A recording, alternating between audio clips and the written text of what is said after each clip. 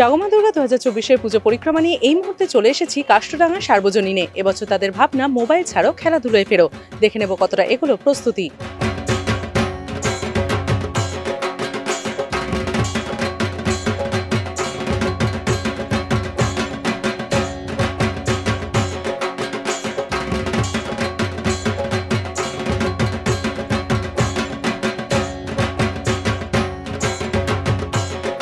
আমাদের ভাবনাটা হচ্ছে আজকে যেভাবে ধরুন বাচ্চারা পড়াশোনা এবং এই মোবাইলে আসক্ত হয়ে বিভিন্ন পুরনো যে আমাদের খেলা ছিল, ধরুন ডাংগুলি, গুলি, কবাডি, আরও বিভিন্ন ধরনের খেলা, সেগুলো প্রায় বিলুপ্তির পথে।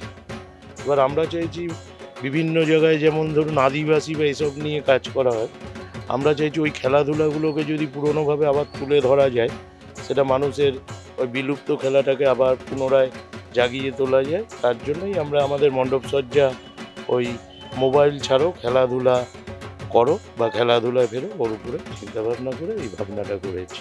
এখানে আপনার বিভিন্ন ধরনের খেলা, ক্রিকেট, ফুটবল, লুডো, দাবা, আরও ধরুন আগেকার যে ক্যারাম, তারপর হচ্ছে টায়ার নিয়ে বাচ্চারা দৌড়তো, ব্যাডমিন্টন, সুপুরি পাতায় উপরে এইরকম।